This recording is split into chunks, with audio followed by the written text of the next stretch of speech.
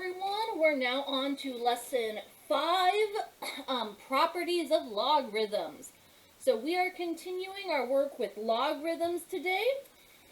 And we're going to be doing some expanding and condensing with them.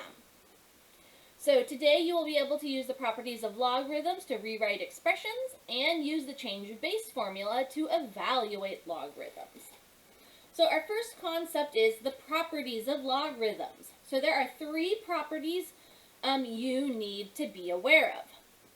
And what these properties are going to do is they're going to take us from a condensed version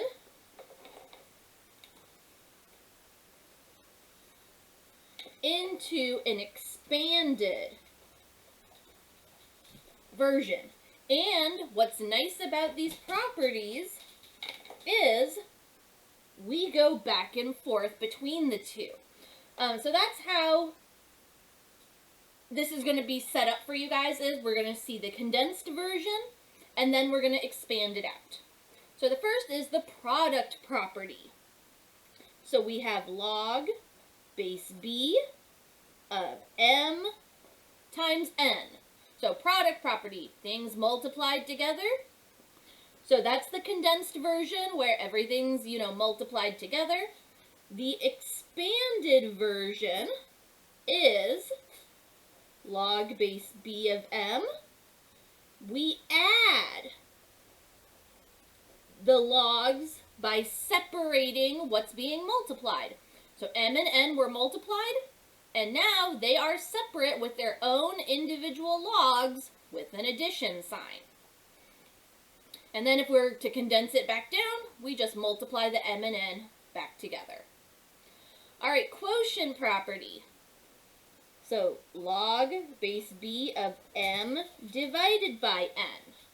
Well, if multiplication was addition, when we expand this out, you guessed it, it is going to be subtraction. So we separate the top of the denominator is always listed first, and then the bottom denominator, but they are separated by a subtraction sign. And then finally the power property, log base b of m, and then if this m is raised to a power, so we have an exponent included in here, the expanded form is bringing that exponent, which is not a 2. I don't know where I got that 2 from. The exponent n, we bring it into the front, log base b of m. So there we go. Those are our properties going back and forth from condensed to expanded. And we can also go backwards, expanded to condensed. All right, so now let's look at expanding. So how can we use the properties of logarithms to expand? So this first one, we have log base 5 of a squared b to the 7th, and all of that to the power of 3. So the first thing we need to do is we need to bring this 3 in front. So this is going to be 3 log 5 a squared b to the 7th. All right, now we have multiplication here. So now we expand by using addition. And since we have a 3 attached to the log base 5, it's going to carry. So we have log, or 3 log base 5 of a squared plus 3 log base 5 of b to the 7th. Now, we're not done yet. To be fully expanded, we should have no exponents, which we still have. So we need to bring this 2 into the front and this 7 into the front. And we're just going to multiply. So 3 times 2 is 6. Log base 5 of a plus 3 times 7 is 21. Log base 5b. And there we go. We are fully expanded. All right, this next one, natural log of 25 over 9. Not only does this work for logs, it works for natural logs. So I see we have division, we have no exponents, so all we have to do, natural log of 25 minus natural log of 9. And there we go, we are done. All right, next one here.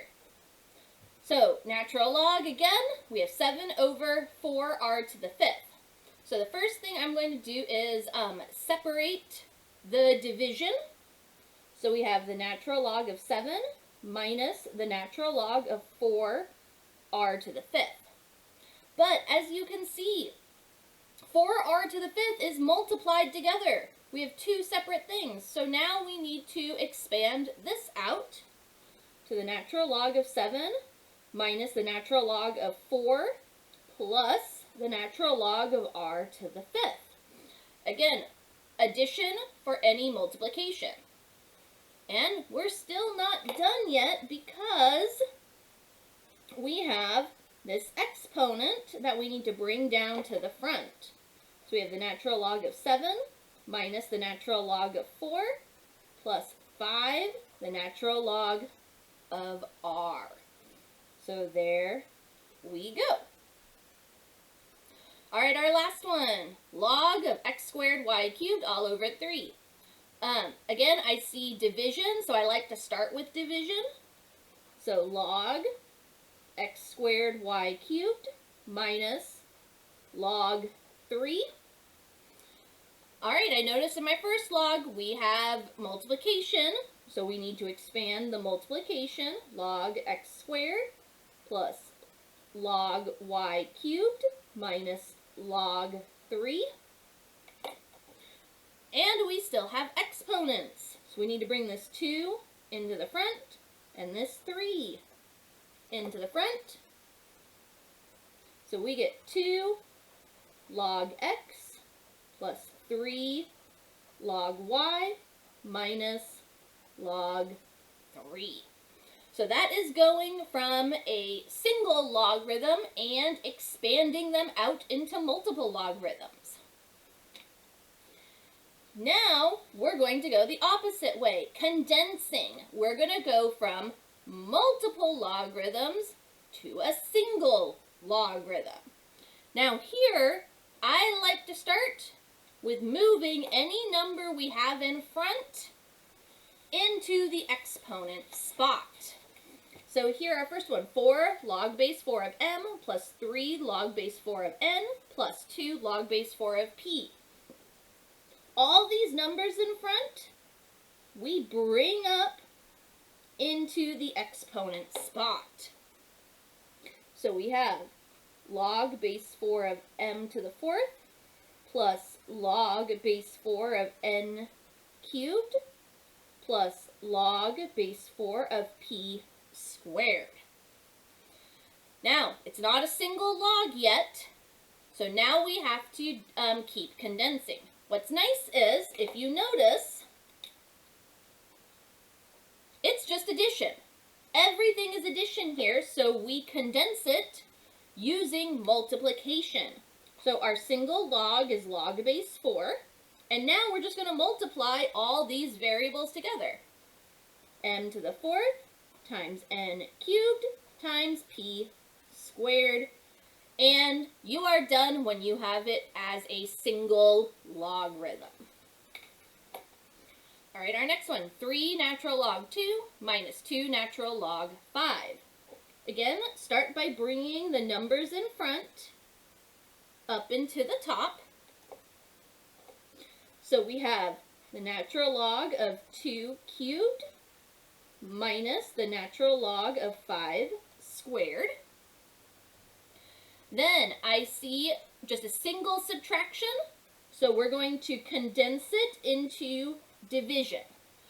Remember, the item listed first, 2 to the 3rd, goes in the top, and the second, 5 squared, goes into the bottom.